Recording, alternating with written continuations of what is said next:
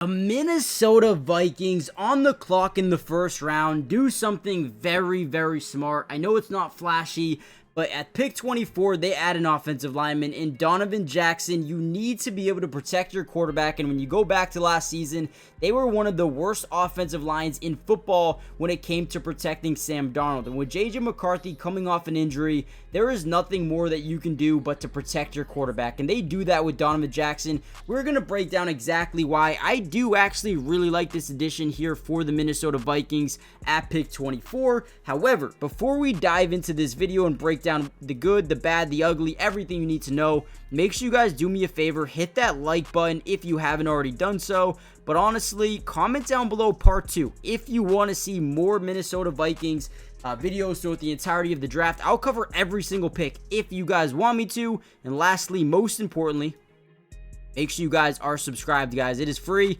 doesn't cost anything, and we got you guys covered. Now, with that being said, let's dive into the video. So the thing I like about Donovan Jackson is, let's actually look, right? He's 6'4", 320 pounds, 22 years old, still is young for the most part, and has a lot of time to grow. Now, again, like I said, he's not the flashiest player in the world, but the footwork, the technique, and the leadership is something that has really stood out to me throughout his entire collegiate career. And when you look at what he brings in terms of the pros and cons, he's got good footwork in all phases, right? He works hard to gain proper positioning in zone run games. So again, the Minnesota Vikings this offseason not only picked up Will Fries, Ryan Kelly, but also added Jordan Mason. You bring back Aaron Jones. They're trying to run the football. This is a guy that can really help them do that. Really overpowered in pass protection. Again, that is a good sign. Moved to left tackle over final 9 games and performed reasonably well. So that's another good sign that he can play right tackle, right? He can play swing tackle if you need to play left, he can play left. If you want to play right, you can play right. So right away, he adds a lot of versatility as an offensive lineman. However, when we go to those cons,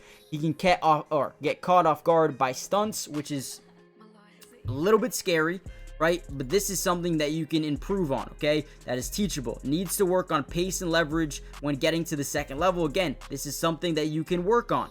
Would like to see him finish plays to the whistle more often. Okay, I need a good motor out of him, okay? So, yes, I like the player. I like the versatility. But at the end of the day, I need a player that's going to work, and look for work, okay? So, Donovan Jackson, do I like him as a player? Yes. Do I think this is a good pick? Yes. Do I think this helps their team right away?